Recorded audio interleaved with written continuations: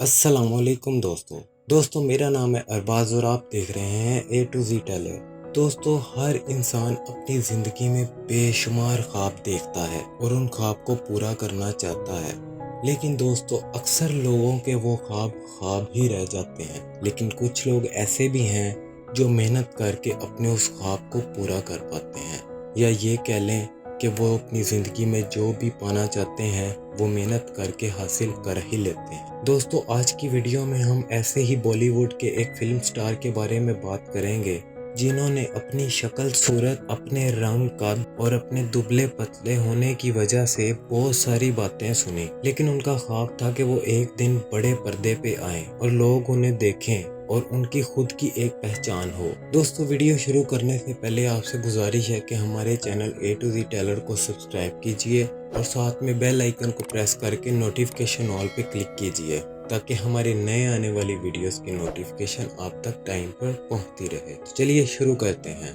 दोस्तों उत्तर प्रदेश में मुजफ्फरनगर के एक गांव उदाना में एक लोअर मिडिल क्लास फैमिली में एक लड़का रहा करता था। दोस्तों उस लड़के के 7 भाई और 2 बहनें और भी थीं और वो लड़का उन सब में सबसे बड़ा था। इस लड़के के सपने बहुत बड़े थे। वो एक एक्टर बनना चाहता था और उसकी ख्वाहिश थी कि लोग उसे बड़े पर्दे पे देखें और उसकी भी एक पहचान हो और लोग उसे एक एक्टर के नाम से पहचाने। लेकिन इस छोटे से गांव में अपने सपनों को पूरा करना तो दूर, बेसिक एजुकेशन हासिल करना भी बहुत मुश्किल था। दोस्तों वो लड़का अपने 7 भाई और 2 बहनों के साथ बहुत मुश्किल से अपनी जिंदगी का गुजारा कर रहा था। इस गाँव से 40 किलोमीटर दूर एक सिनेमा था जहाँ पर लोग फिल्म देखने जाया करते थे। ऐसे में दोस्तों उसके लिए एक्टर बनना एक इम्पॉसिबल सा सपना था। दोस्तों इस गांव में लोग सिर्फ 3 काम ही जानते थे: गंदम की फसल उगाना, गन्ने की फसल उगाना या फिर गन चलाना। यानी कि इस गांव में अगर लोग कुछ जानते थे तो वो खेती बाड़ी या गन चलाना।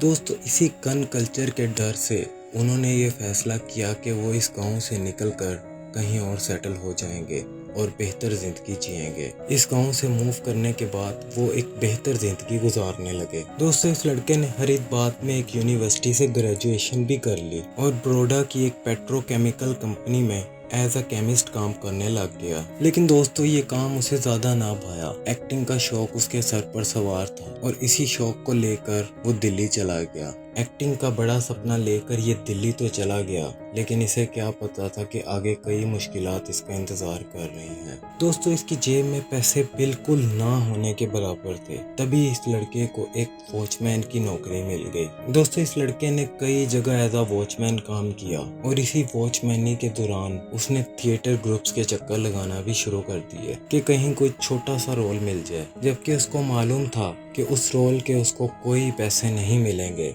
लेकिन उसके सर पे तो सिर्फ एक्टिंग का जुनून सवार था। ये एक्टिंग का जुनून और पागलपन उसके ज़हन में इतना सवार हो गया कि उसने एक नेशनल स्कूल ऑफ ड्रामा में एडमिशन लेने का फैसला कर लिया और उसको उस इंस्टीट्यूट में एडमिशन मिल भी गया। अब ये लड़का पैसे कमाने के लिए वॉचमैन की नौकरी भी करता और साथ ही साथ अपने शौक को पूरा करने के लिए नेशनल स्कूल ऑफ ड्रामा में एक्टिंग भी सीखता। 1996 में ये लड़का नेशनल स्कूल ऑफ ड्रामा से ग्रेजुएट भी कर गया। ये वो स्कूल था जहाँ से कई और बड़े एक्टर्स भी पढ़ चुके थे, जिनमें नसीरुद्दीन शाह, अनुपम खेर और ओम पुरी जैसे बड़े एक्टर्स शामिल थे। दोस्तों उस लड़के का नाम नवाजुद्दीन सिद्दीकी था। नेशनल स्कूल ऑफ ड्रामा से ग्रेजुएट होकर अब उसके पास ये वो मौका था जब वो मुंबई जाकर अपनी किस्मत आजमा सकता था। दोस्तों नवाज ने अपने एक इंटरव्यू में बताया कि अगर वो क्राउड में खड़े हो जाएं तो उन्हें कोई भी नहीं पहचान सकेगा, क्योंकि उनकी शक्ल एक टिपिकल बॉलीवुड एक्टर से नहीं मिलती थी। लेकिन उनके दिल में एक जज्बा था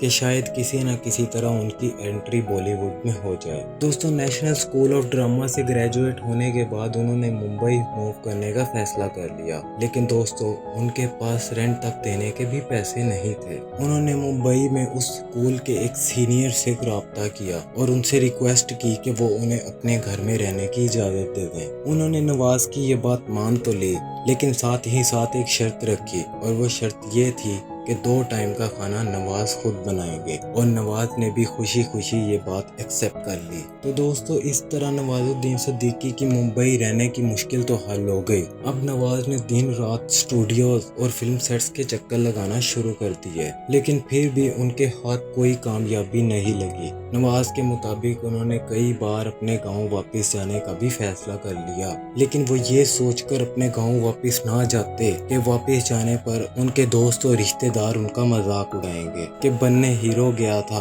और बगैर कुछ बने ही वापस आ गया। दोस्तों नवाज के इस जुनून और उनकी लगातार मेहनत ने 1999 में आमिर खान की एक फिल्म सरफरोश में उन्हें एक छोटा सा रोल दिलवा दिया। दोस्तों उस वक्त आमिर खान जैसे इतने बड़े सुपरस्टार की फिल्म में काम करना उनके लिए एक सपने से कम ना था और ये उनके लिए एक बहुत बड़ी अचीवमेंट भी थी। उस रोल के बाद नवाज को मुख्तलिफ फिल्मों में कुछ ही सेकंड्स के छोटे छोटे रोल मिलने लगे, लेकिन नवाज ने वो रोल खुशी खुशी किए और उन्होंने कभी हिम्मत ना हारी। इस दौरान में नवाज कुछ ड्रामा सीरियल्स और शॉर्ट फिल्म्स के भी कुछ छोटे छोटे रोल किया करते थे। आखिर उनकी इस मेहनत की वजह से 2007 में उन्हें ब्लैक फ्राइडे में एक अच्छा रोल मिल गया और वहां से उनकी एक्टिंग की उम्मीद और बढ़ गई। ऐसे ही दोस्तों 2010 में नवाज को पीपली लाइव में एक जर्नलिस्ट का रोल मिला और ये नवाज की जिंदगी का एक टर्निंग पॉइंट भी साबित हुआ। दोस्तों नवाज को इस मूवी से काफी पहचान मिल गई और आखिरकार 2011 में नवाज की एक फिल्म पतंग में नवाज को एक मेजर लीड रोल मिल गया। दोस्तों उस फिल्म पतंग में नवाज ने एक वेडिंग सिंगर का रोल प्ले किया।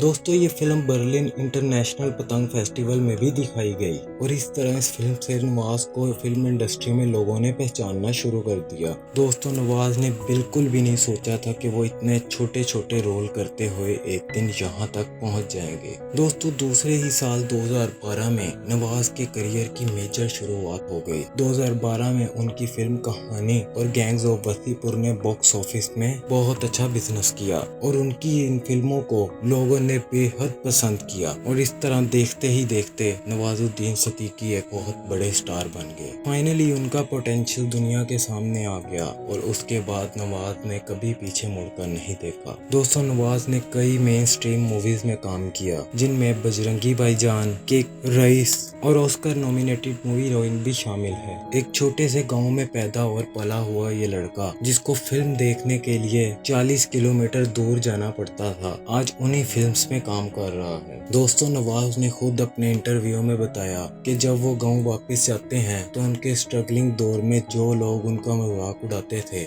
आज वही लोग उन पर फख्र महसूस करते हैं। दोस्तों नवाज की जिंदगी हमारे लिए एक लेसन भी है कि अगर आप जिंदगी में कुछ अचीव करना चाहो और उसको अचीव करने के लिए आप बेहद मेहनत करो तो एक ना एक दिन आप वो अचीव कर ही लेते हो और अगर आप वो अचीव ना भी कर पाओ तो आपको बहुत कुछ सीखने को मिलता है जो आपकी आगे जिंदगी में बहुत काम आ सकता है। तो दोस्तों इसी के साथ मुझे इजाजत दीजिए। ऐसी इंटरेस्टिंग वीडियोस के लिए हमारे चैनल को सब्सक्राइब कीजिए। अगर आपको ये वीडियो पसंद आई तो इसे लाइक और शेयर कीजिए। फिर मिलेंगे आपसे एक और नई वीडियो में, तब तक के लिए मुझे इजाजत दीजिए। अपना और अपने प्यारों का ख्याल रखिए।